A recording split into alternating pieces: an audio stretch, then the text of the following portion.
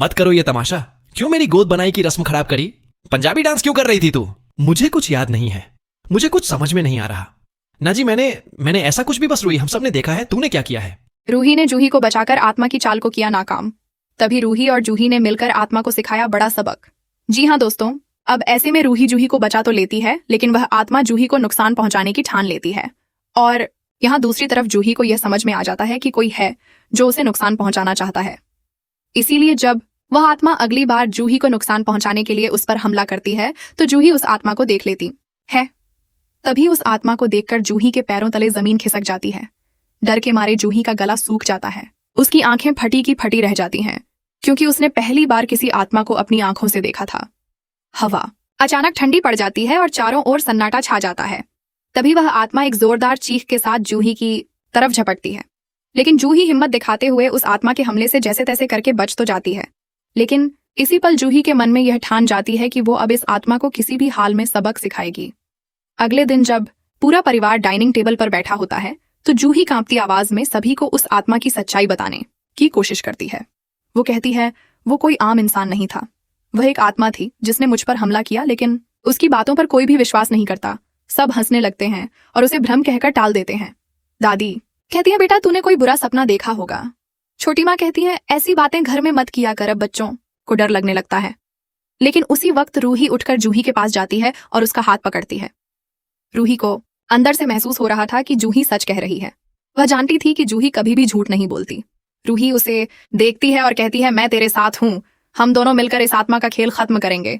इसके बाद रूही और जूही एक पुराने मंदिर की तरफ निकलती हैं, जहां दूर दूर से लोग अपनी परेशानियां लेकर एक तांत्रिक बाबा के पास आते हैं। रात का समय होता है। मंदिर के आसपास पीपल के पेड़ों पर झूलती पीली चुनरियां और दियों की झिलमिलाहट माहौल को और रहस्यमय बना देती है। रास्ते में तेज हवा चल रही होती है और चारों ओर अजीब सी सहरन महसूस हो रही होती है।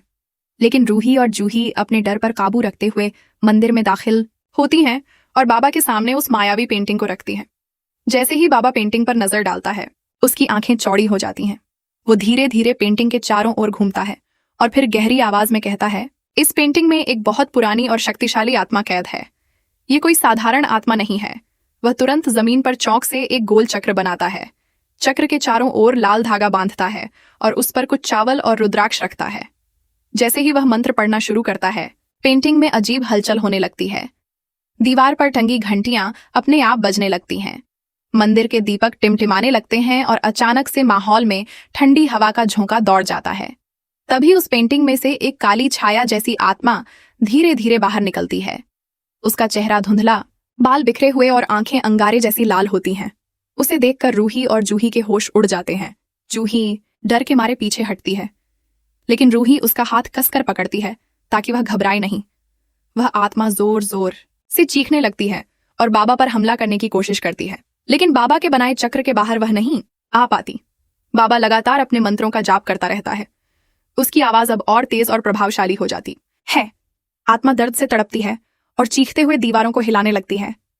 तभी रूही हिम्मत जुटाकर उस पेंटिंग को बाबा के पास और पास खिसकाती है ताकि आत्मा पूरी तरह फंस जाए।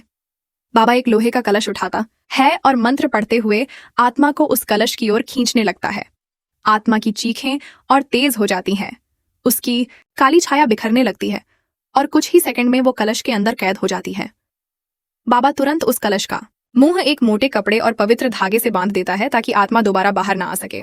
फिर वह रूही और जूही की ओर देखकर कहता है ये आत्मा अब हमेशा के लिए बंद हो चुकी है, लेकिन ध्यान रहे इसे दोबारा कभी खोलना मत, वरना इसका कहर बहुत भयानक होगा। रूही और जूही एक दूसरे को देखती हैं और उनकी आंखों में राहत के साथ साथ जीत की चमक भी होती है। अगली सुबह जब दोनों घर लौटती हैं तो पूरे घर का माहौल पहले से हल्का महसूस होता है। जहां पहले अजीब आवाजें और ठंडी हवाएं चलती थीं, वहां अब शांति छा जाती है। दादी और परिवार के बाकी सदस्य भी महसूस करते हैं कि कुछ तो बदल गया है। जूही जब उन्हें सारी बात दोबारा बताती है तो इस बार सभी उसकी बात पर यकीन कर लेते हैं। दादी उसे गले लगाती है और कहती है बेटा तूने बहुत बड़ी हिम्मत दिखाई।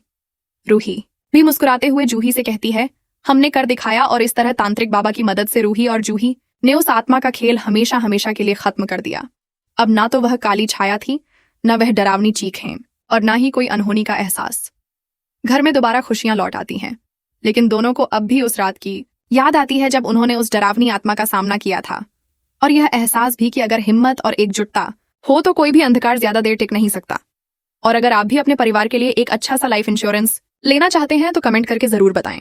मैं बेस्ट लाइफ इंश्योरेंस के ऊपर एक फुल डिटेल में वीडियो बनाकर इस चैनल पर अपलोड कर दूंगा।